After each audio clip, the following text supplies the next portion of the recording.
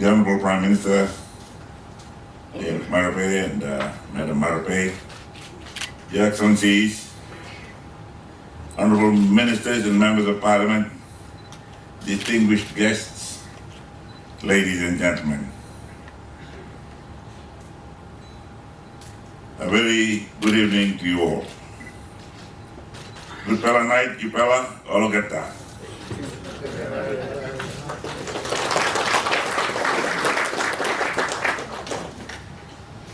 I begin by acknowledging the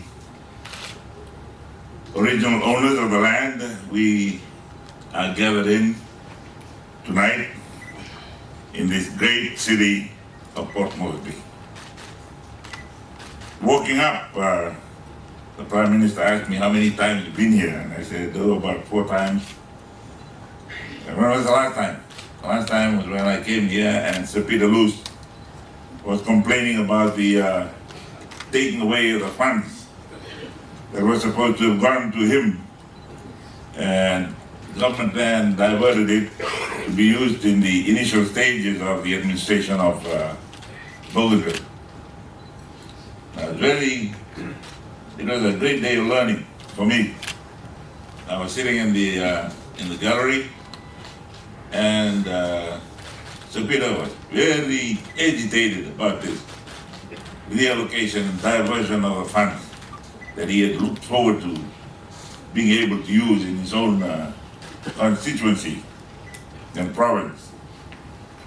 And he was using a word that many parliaments in the world call unparliamentary. And Sir Peter was complaining that government bullshit this, bullshit that, bullshit that. And then the speaker realized that I was in the gallery, and he said, Honourable Member, may I remind you that the Prime Minister of Fiji is in the gallery. And Sir Peter, Mr. Speaker, sir? Honourable Prime Minister, sir, I withdraw my bullshit.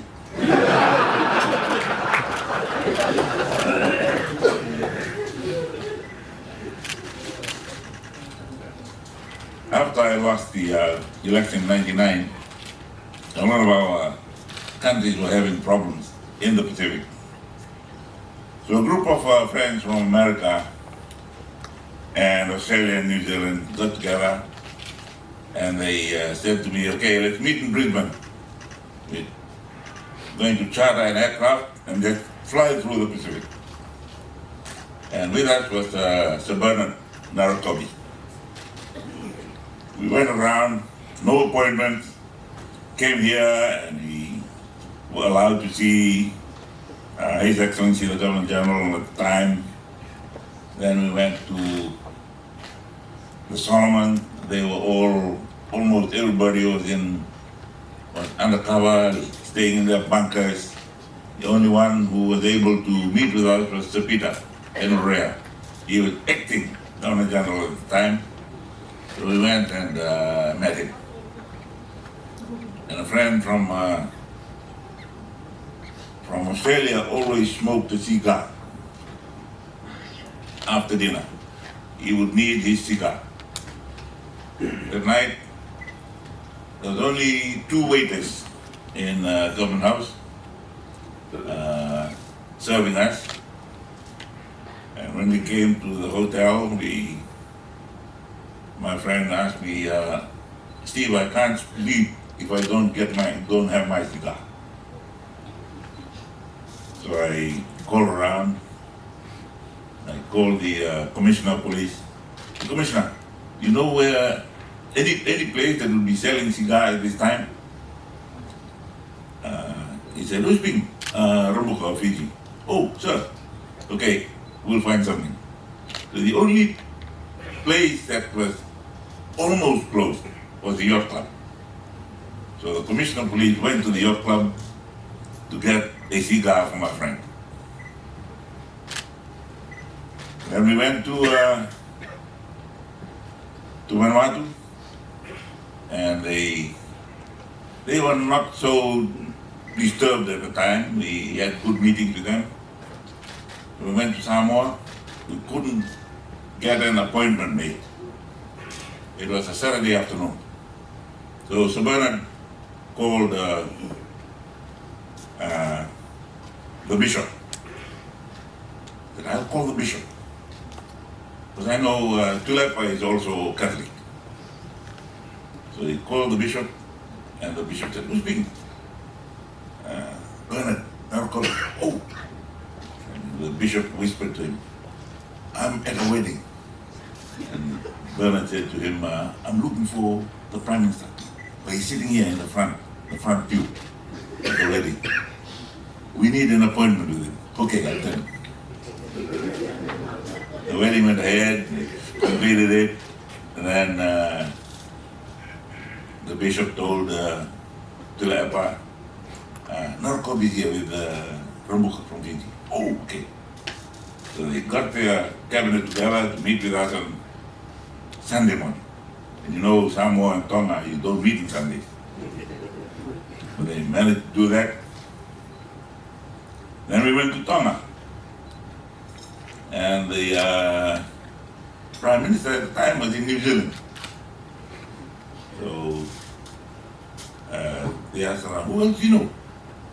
I know Tupilake. So we called the Tupilake home.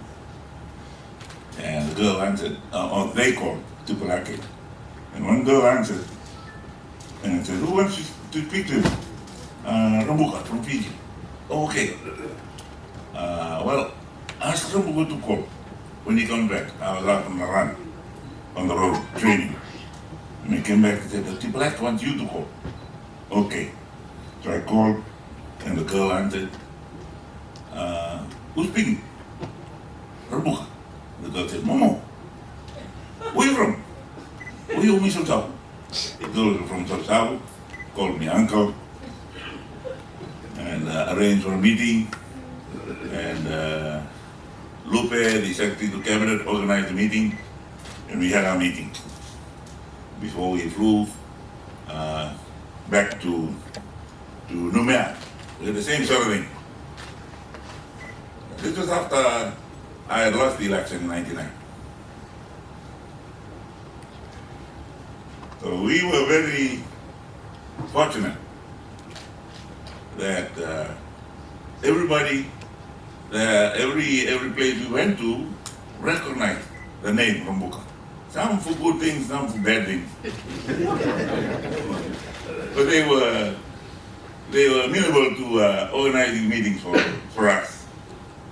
And coming here today brings back memories of those days when, like him or hated him, everybody knew him.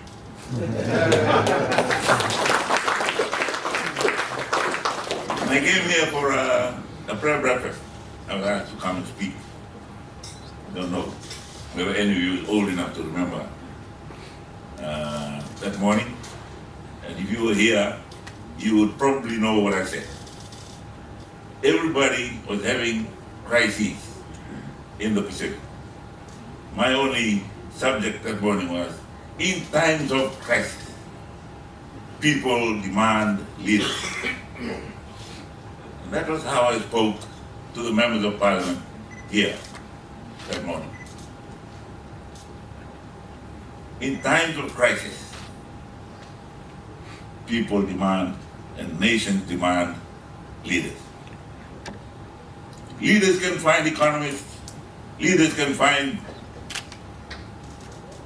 whatever, but you need leaders. And I'm here addressing you leaders in this country. And I encourage you. You're a great nation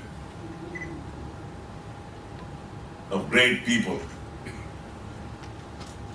You talk about the almost 800 different languages. Last week, I was in Denarau, and my friend who was translating the Bible into those languages came with his daughter, who was an airlines attendant in American Airlines. They came down, and some of you may know, he was a good golfer. He is a good golfer, but he can't beat me now.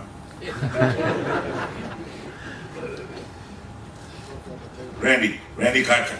Some of you may know him. Well, tonight is my great pleasure to be back here to once again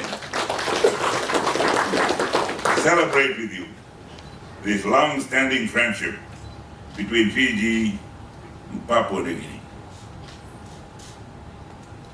And I'm here honoring the great and gracious invitation of the Prime Minister Marape, to visit Papua New Guinea. Honorable Prime Minister, thank you for your kind words and the warm welcome. Sulawesi and I and our delegation have been accorded great reception, great events of welcome since we arrived. I must congratulate you for the honor guard on the tarmac. If a commander is here, Yes, sir. General, thank you very much. Thank you very much for that.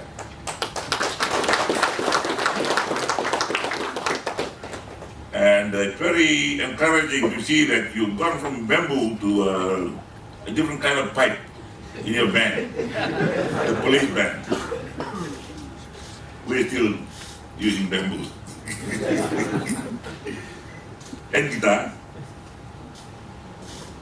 I thank you most sincerely for that honor. I came onto the plane today wearing my suit, and over that was another jacket. And people, my own staff, thought, "Sir, you cool?" Then I unzipped the jacket and I showed them the medals. I was already wearing the medals from Brisbane. I didn't want everybody on the plane seeing me get into the plane. And I was worried I might come through the metal detectors at the airport. Not my fault, it's the commanders before me who gave me all those things. This visit, Mr. Prime Minister,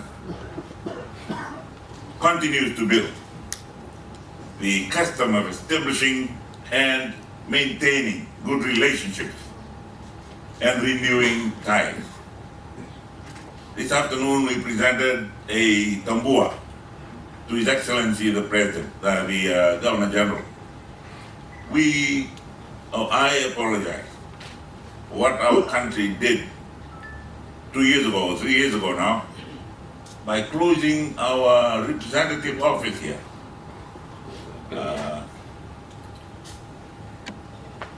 I've always been very, very careful about closing down embassies. We know the history of the First World War and the Second World War. First they closed the embassy and their representative office. After that they declare war. It's a serious matter.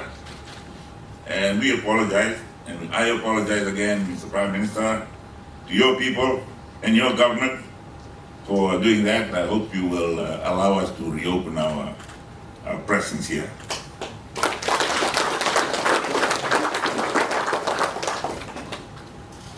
I pay my tribute to our modern founding fathers, as you have mentioned, Mr. Prime Minister, Grand Chief Sir Michael Somare, and our own late founding Prime Minister, Ratu Sir Kamisesa Mara, who in their wisdom and through their visionary leadership recognized the importance of a strong relationship in the face of challenges as they led our two nations into our own independences. I'm sorry I cannot play for the Somare Mara Cup golf. Only Tiritong and I are here. I'd like to go back and bring back Vijay Singh and Krishna Singh, play for our team, and then come back and challenge you. But these two leaders believed in the Pacific way, and we should be captains of our own destiny. I believe we can do it. We can. It's still just coming out of the colonial days. And our colonial masters were very gracious, were very good in educating us. And we're still very fortunate that they're still here, holding our hands as we charter our own destiny and our own voyages into the no longer unknown, but the known. We even can see from years before the dangers that lie ahead of us. But they have done enough to teach us, to educate us, to train us in our own leadership, and we have custom built those models for our own people and our own nations. In my own reflections, I have had the honor of serving Fiji as Prime Minister when the Honorable Bill Skate, Sir Julius Chan, Honorable Pius Pinty served this great nation as Prime Minister. So I've learned from a lot of good men.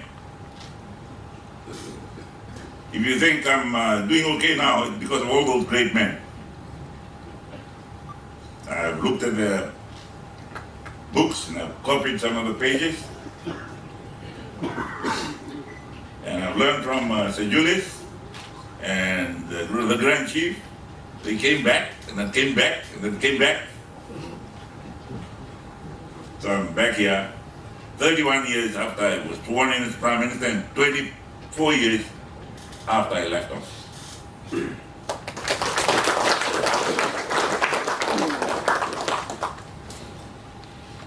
When I became Prime Minister in 1992, I was the youngest Prime Minister in the region. Now I'm the oldest in the region.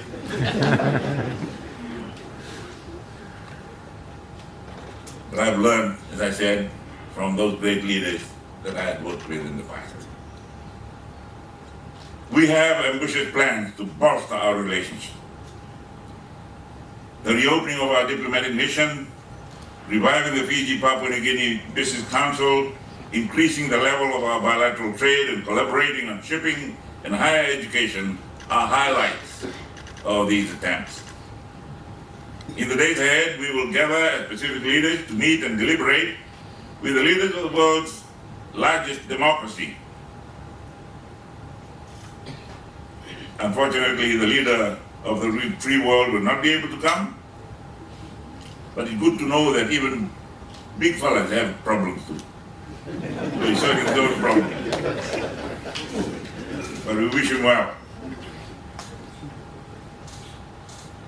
As he steadies his ship, so does the world go steadily into the future.